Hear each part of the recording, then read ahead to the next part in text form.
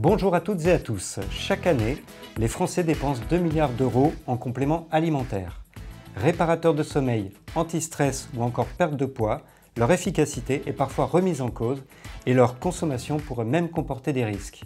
Alors, fausses promesses ou mauvais procès, on en parle tout de suite avec notre expert.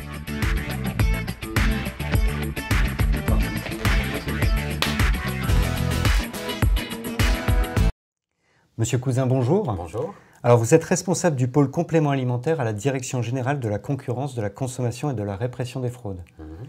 J'ai une première question. Entre les médicaments et les aliments, les alicaments qui mettent en avant un bienfait pour la santé, on a parfois du mal à s'y retrouver et du coup, le complément alimentaire se situe où?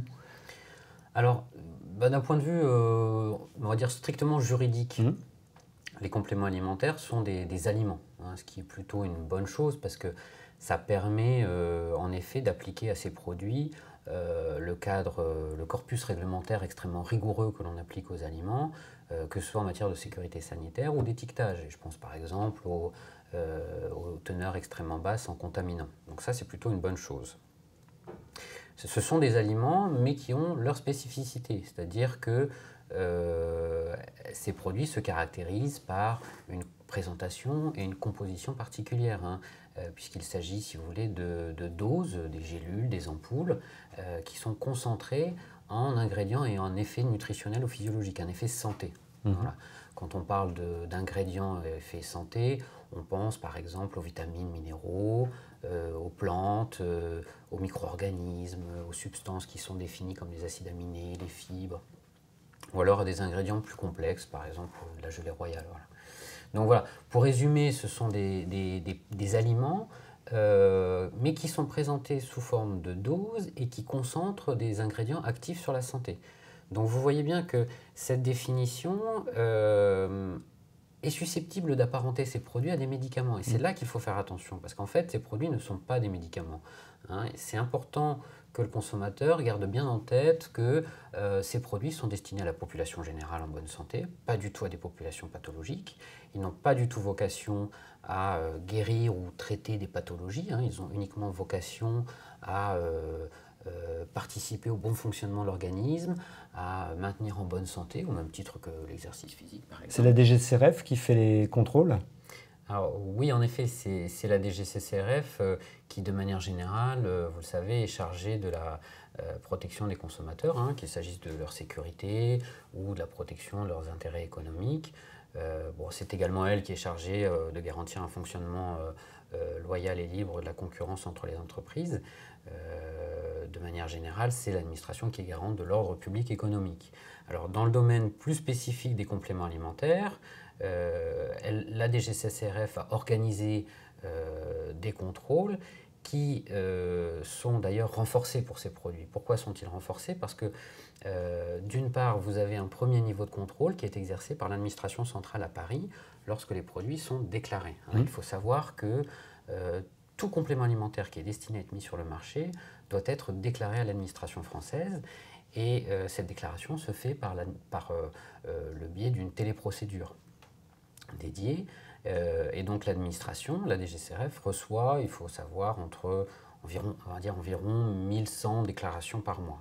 Donc elle reçoit ces déclarations, elle les examine et sur la base de cet examen, elle détermine si le produit est conforme aux dispositions en vigueur, s'il est susceptible de présenter un risque ou non pour le consommateur. Donc là, c'est un examen qui est purement déclaratif, sur la base des documents qui sont transmis par l'opérateur. C'est un dossier. Voilà, exactement. Et dans un deuxième temps, la DGCCRF organise des contrôles physiques dans l'ensemble des directions départementales en charge de la protection des populations, que ce soit au niveau, je dirais, de la fabrication, de l'importation, de la distribution. Et les agents de la CCRF vont, à ce stade, vérifier la réalité de ce qui a été déclaré, vont vérifier que les produits sont bien conformes aux dispositions en vigueur. Ils vont rechercher, constater des infractions, voire d'éventuelles fraudes. Les ingrédients utilisés, etc. Exactement. Y compris les allégations sur les emballages. Totalement. Ils vont vérifier à la fois les normes en matière de sécurité et de loyauté de l'information donnée aux consommateurs. Alors, à quel moment on peut parler de fraude? Alors la fraude, moi je dirais que c'est lorsque un opérateur contourne ou tente de contourner une réglementation de manière volontaire dans le but voilà, de générer un profit illicite. La fraude peut prendre de très nombreuses formes, hein, malheureusement. Dans le cas des compléments alimentaires, on peut par exemple évoquer le cas des substitutions d'espèces. Hein, par exemple, on a mis en évidence lors de nos contrôles que certains compléments alimentaires à base de myrtille étaient falsifiés, c'est-à-dire que la myrtille était remplacée par du sureau, qui est beaucoup moins cher. Hein, alors il faut savoir, bon, la myrtille a des propriétés antioxydantes et elle est utilisée notamment sur la santé, pour la santé oculaire. Et le sureau contient des molécules qui sont structurellement assez proches, donc difficiles à discerner à l'analyse, mais qui n'ont pas les mêmes effets bénéfiques. Et bien évidemment, le sureau est beaucoup moins cher, ce qui permet à ces quelques opérateurs, ces rares opérateurs, heureusement, d'essayer de tricher. Voilà. Alors, on parle d'effets bénéfiques et pas d'efficacité pour les compléments alimentaires, mais néanmoins peuvent-ils comporter des risques? Alors, il est évident que des produits qui contiennent des ingrédients qui ont pour objectif d'exercer un effet sur la santé sont susceptibles, sous certaines conditions, de présenter des effets indésirables. Alors quand je dis sous certaines conditions, je pense par exemple à des questions de dosage ou à des populations qui se trouveraient dans des situations physiologiques particulières, hein, par exemple des femmes enceintes ou allaitantes, des enfants, des personnes qui sont sous traitement médical et qui de fait se trouvent fragilisées. Donc la DGCCRF, son rôle, c'est notamment de s'assurer que les produits qui sont mis sur le marché ne présentent pas de risque pour le consommateur. Et pour cela, elle va avoir différentes actions. Alors on a parlé de l'action de contrôle, mais en amont, elle aura également ce qu'on appelle une action normative, c'est-à-dire qu'elle va définir les règles du jeu qui s'appliquent aux opérateurs. Alors ces règles du jeu, ça peut être notamment des conditions d'emploi pour ces fameux ingrédients à effet nutritionnel ou physiologique dont on a parlé tout à l'heure.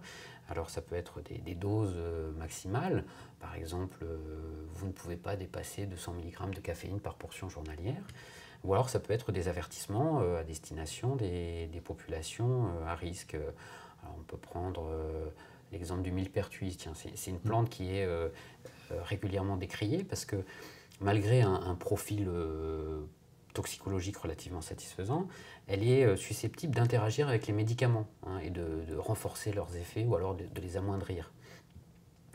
Et donc la DGCCRF a admis l'emploi de millepertuis dans les compléments alimentaires, mais à la condition que figure sur les étiquetages des produits en contenant un avertissement déconseillant leur emploi par les personnes sous traitement médical et la nécessité de prendre la tâche d'un professionnel. Alors, on parle de sécurité, justement, si je suis consommateur de compléments alimentaires et que j'estime avoir subi un préjudice. Alors, ça peut être soit un préjudice économique, soit un préjudice en matière de santé, un effet indésirable, ou simplement ça n'a pas d'effet, ou j'ai le sentiment que ce qu'on m'a vendu n'est pas efficace, enfin, en tout cas, ne me procure pas d'effet bénéfique. Qu'est-ce que je peux faire ? Alors bon, en cas d'effet indésirable, l'urgence bien évidemment c'est de contacter un professionnel de santé, hein, voire même un centre antipoison si nécessaire. Par contre, j'insiste sur la nécessité pour les consommateurs, en cas d'effet indésirable, d'en informer le dispositif de Nutrivigilance qui est piloté par l'Agence nationale de sécurité sanitaire de l'alimentation, de l'environnement et du travail, l'ANSES, car ce dispositif vise si vous voulez, à recueillir, à concentrer tous les effets indésirables potentiellement liés à la consommation de compléments alimentaires, de manière à en tirer un certain nombre d'enseignements.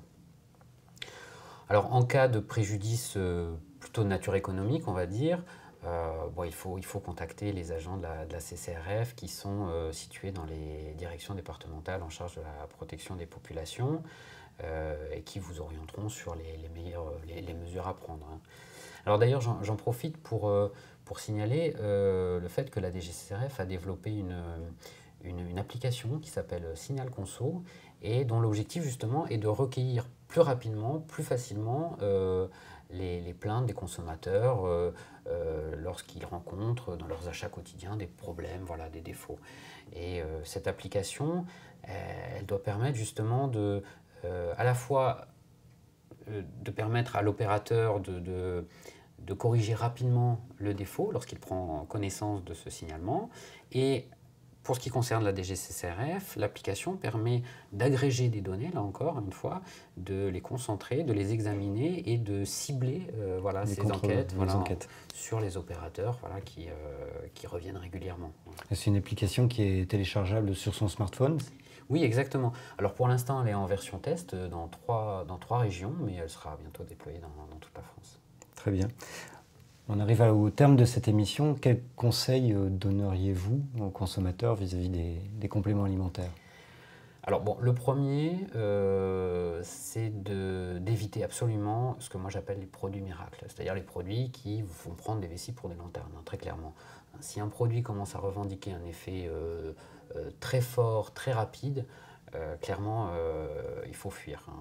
Alors j'ai oublié d'ailleurs de le signaler, mais il est interdit pour un complément alimentaire de parler de prévention ou de traitement de maladie, et il est également interdit de revendiquer des messages du type « perdez tant de kilos en tant de jours ». Ça, c'est strictement interdit. D'accord. On peut dire aide à la perte de poids, exactement. Mais on ne peut pas définir un délai. Exactement, exactement.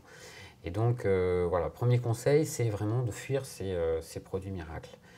Le deuxième conseil, c'est en cas de doute, si jamais vous avez un doute en tant que consommateur sur le produit que vous souhaitez acheter ou sur le réseau, par exemple, je pense en particulier à la vente de produits sur Internet, je vous recommande de consulter la liste des produits qui ont été déclarés à l'administration française, hein. Cette liste est accessible sur le site internet de la DGCCRF.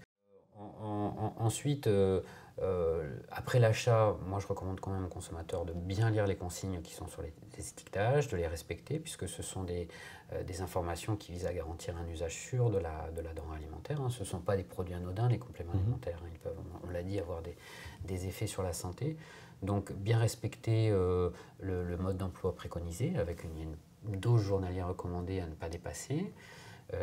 Les avertissements destinés aux populations à risque, hein, on l'a dit, femmes enceintes, allaitantes, les enfants, etc., etc. Donc de bien lire les étiquetages et de respecter les consignes. Et pour les populations sensibles, hein, je conseillerais également de systématiquement prendre la tâche d'un professionnel de santé avant de consommer des compléments alimentaires. Donc on va parler à son médecin. Oui, exactement. Très bien. Exactement. Et voilà. Et en dernier recours, pour la population générale, mon conseil, ça serait d'éviter de multiplier les consommations de compléments alimentaires, hein, d'éviter d'en consommer plusieurs en même temps, trop en même temps, parce que dans ces cas-là, on a tendance à ne plus maîtriser les quantités ingérées et on s'expose à des risques de surdosage, voire même d'interaction entre les composants qu'on ne maîtriserait pas. Merci, Monsieur Cousin. De rien.